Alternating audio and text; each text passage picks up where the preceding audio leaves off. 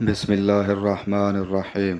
حضرت ابن عباس رضی اللہ عنہما سے روایت ہے کہ جب نبی کریم صلی اللہ علیہ وآلہ وسلم کعبے کے اندر تشریف لے گئے تو اس کے چاروں کونوں میں آپ نے دعا کی اور نماز نہیں پڑھی۔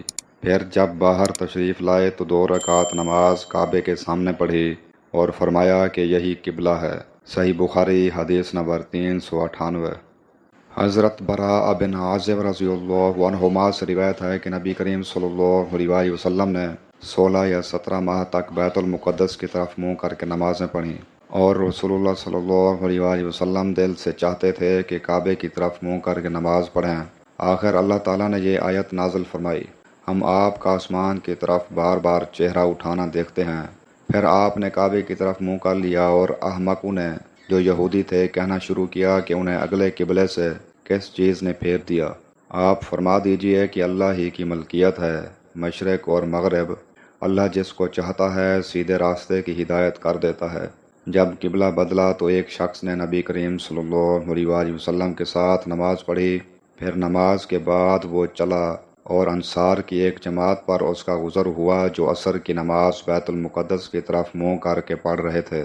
اس شخص نے کہا کہ میں گواہی دیتا ہوں کہ میں نے نبی کریم صلی اللہ علیہ وسلم کے ساتھ وہ نماز پڑھی ہے جس میں آپ نے موجودہ قبلہ کعبے کی طرف منہ کر کے نماز پڑھی ہے۔ پھر وہ جماعت نماز کی حالت میں ہی مڑ گئی اور کعبے کی طرف منہ کر لیا۔ صحیح بخاری حدیث نمبر 399۔ حضرت جابر بن عبداللہ رضی اللہ عنہما سے روایت ہے، انہوں نے فرمایا کہ نبی کریم صلی اللہ علیہ وسلم اپنی سواری پر خواہ اس کا رخ کسی طرف ہو نفل نماز پڑھتے تھے، لیکن جب فرض نماز پڑھنا چاہتے تو سواری سے اتر جاتے اور قبلے کی طرف منہ کر کے نماز پڑھتے۔ صحیح بخاری حدیث نمبر 400۔ حضرت عبداللہ بن مسعود رضی اللہ عنہ نے فرمایا کہ نبی صلی اللہ علیہ وسلم نے نماز پڑھائی۔ ابراہیم نے کہا مجھے نہیں معلوم کہ نماز میں زیادتی ہوئی یا کمی۔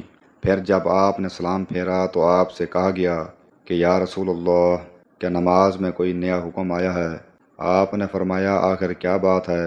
لوگوں نے کہا آپ نے اتنی رکعتیں پڑھی ہیں۔ یہ سن کر آپ صلی اللہ علیہ وسلم نے اپنے دونوں پاؤں پھیرے اور قبلے کی طرف منہ کر لیا اور صحف کے 2 سجدے کیے اور سلام پھیرا۔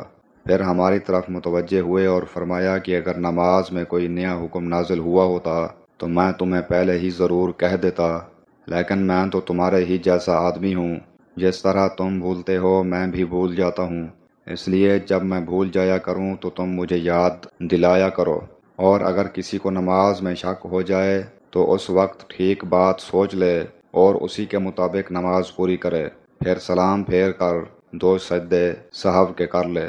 صحیح بخاری حدیث نمبر 401۔